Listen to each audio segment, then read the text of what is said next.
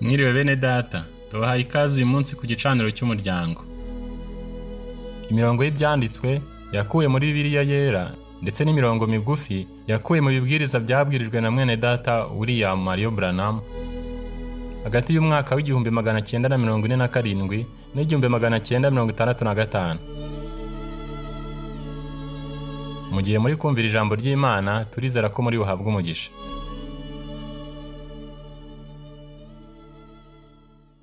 Zaburi igice cya 25 umurongo wa 20 kugera ku 21.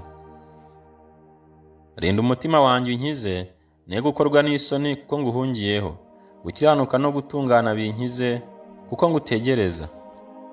Now I want to speak this word to the full gospel businessman.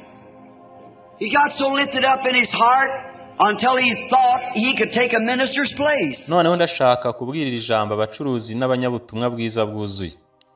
Uziya yarizamuye cyane mu mutima we kugeza hatekereje ko ashobora gufata umwanya w'umukozi w'Imana. He tried to become a minister which he wasn't called to be. And I think that's many times it were sometimes man in these ranks and the businessman's groups they get to a spot that God blesses them in their business and makes them prosperous and so forth, to get to a place that they think they ought to preach the gospel also.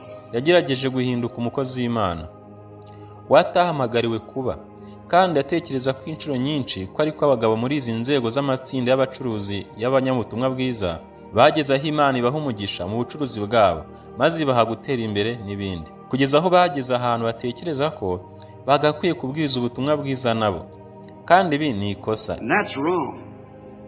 That is wrong. You should always let a minister do that preaching, because as Oral Roberts once said, it's hard enough to keep the thing clear by ministers, let alone by man who's not called for that office. See? Wakagombye kureka igihe cyose umukozi w'Imana akaba ari ubwiriza, kuko nk'uko Oral Robert igihe kimwe yavuze ati, biragoye cyane kugumana ibintu bigaragara binyuze mu bugaragu bw'Imana mukabirekera abagabo batahamagariwe uwo murimo. You should have men there that knows and are ordained for the work. This proves it, that we find out that this man being a great man, a good man, an honorable man, but he took the offering, the censer, and went into the altar of the Lord to burn incense before the Lord, which is only for a dedicated mushobora priest. kugira abagabo hariya bazi kandi bashyiriho uwo murimo. Ibi birabihamya, tubona ko uyu mugabo kuko yari umuntu ukomeye, umuntu mwiza, umuntu wubashywe, ariko yafashe ituro, umubavu, maze ajya ku gicaniro cy'Uwiteka kugira ngo yose imibavu imbere y'Uwiteka.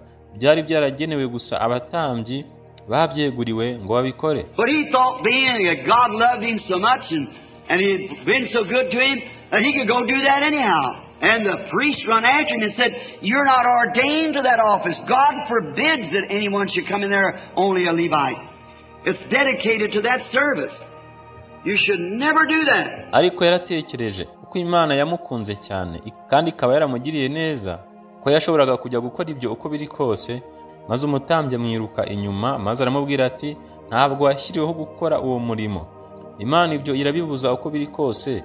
Ushobora kuvamo aho n'abariwe gusa beguriwe uwo murimo, ntabwo ugomba gukora ibyo ngibyo. That's the way many times that what I think has got the world today in such a confusion that man go out and try to take those places which you're not ordained to do. Kandi ubwo nibwo buryo inshuro nyinshi icyo nicyo ntekereza cyafashe isi uyu munsi muri urwo rujijo. Uwo mugabo yagiye hanze maze atangira gufata iyo myanya batagenewe gukora. It gets to a spot to where they try to fulfill this office and they're not called for that place. Now, we find out, though a good man, blessed of God, but if God blesses you, you stay in the category that God has called you in. Bigeraho bagerageza kuzuza uyu murimo ndetse ntibahamagariwe aho hantu. Noneho tubona ko nubwo yari umuntu mwiza wahawe umugisha n'Imana, ariko niba Imana iguhaye umugisha ugume mu mwanya Imana yaguhamagariyemo. If it's a housewife, remain a housewife. If it's in a business, remain in that business, reflecting God. And whatever God has called you to, let it be that, because He wants you to be a real housewife, to reflect your influence upon another person that would want to be a good housewife. niba ari umugore uhora mu rugo akomeza abe umugore uhora mu rugo, niba ari umucuruzi agume muri ubwo bucuruzi agaragaza Imana.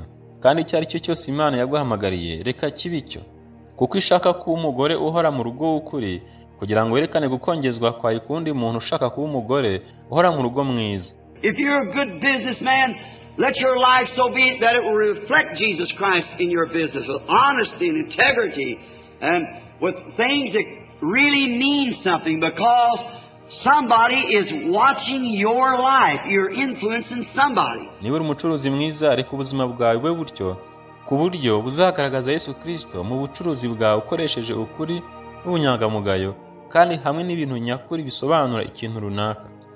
Kubera ko umuntu runaka yitegereza ubuzima bwawe, uri gukongeza umuntu runaka. God has to have a real housewife. God has to have a real teenage in school. God has to have a real minister, a real businessman, somebody that will reflect Him, because there they see in you Christ. No matter what the rest of the world's got to do, that has not one thing to do with you or I.